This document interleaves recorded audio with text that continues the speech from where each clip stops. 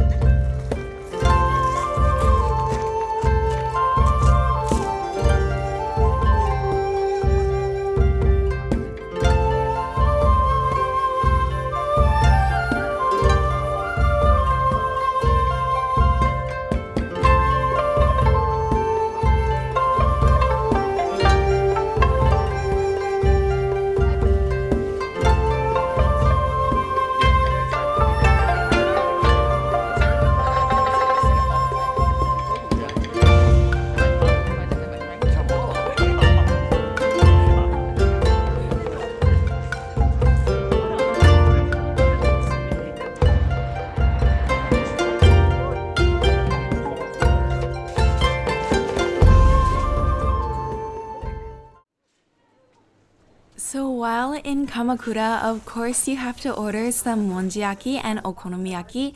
And we went to Somataro, which is the best place in my opinion. It was so fun, so amazing. I started off with some amezake, which is a Japanese rice drink. It is sort of fermented, but all the alcohol is out of it, so it's alcohol free. I think it is fantastic and I get it every time we go to Japan.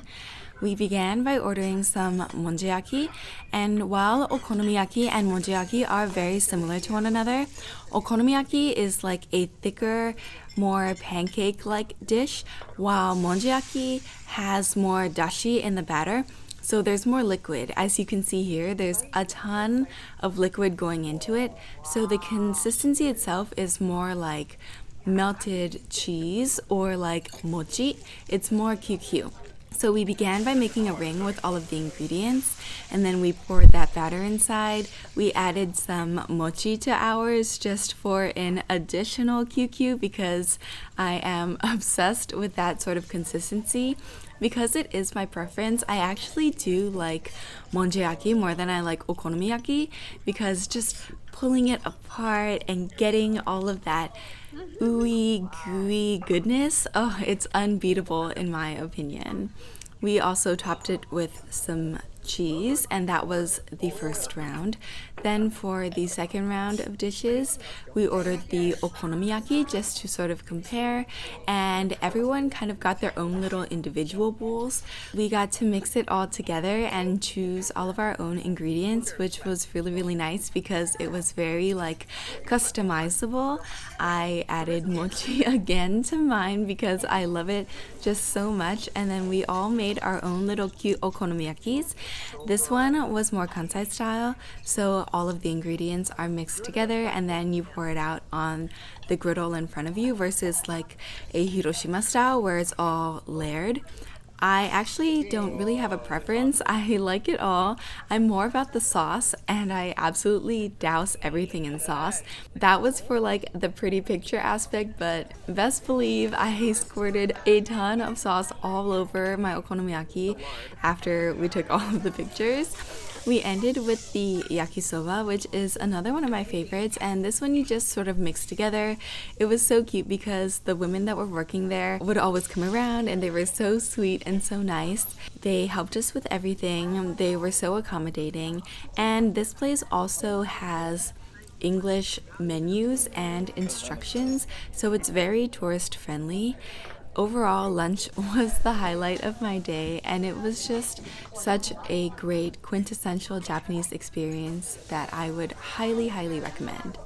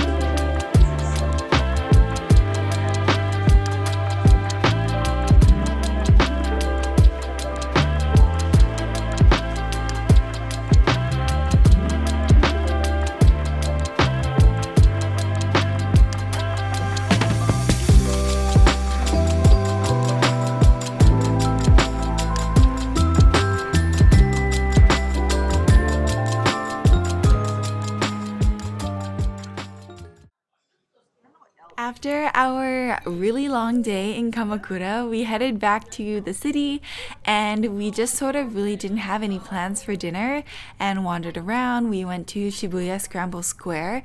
They have a series of new like developments, restaurants, and buildings, so we wanted to just check it out. We happened to just find this yakitori place. We were really feeling it, so we decided to go here. Lucky enough, they had seats open for us and they had a really affordable dinner set menu. I think it was only like $30 per person, and you got a series of appetizers as well as the main. We got the sashimi to start us off.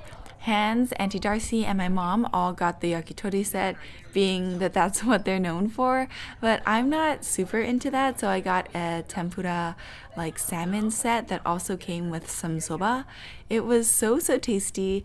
While we have had both planned and unplanned meals on this trip, I feel like we've really been lucky in that everywhere that we've gone has been super solid and has really delivered.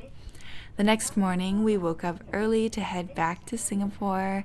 We caught the first train back to the airport. We always fly in and out of Narita, so it's so beautiful just heading back and seeing this beautiful sunrise.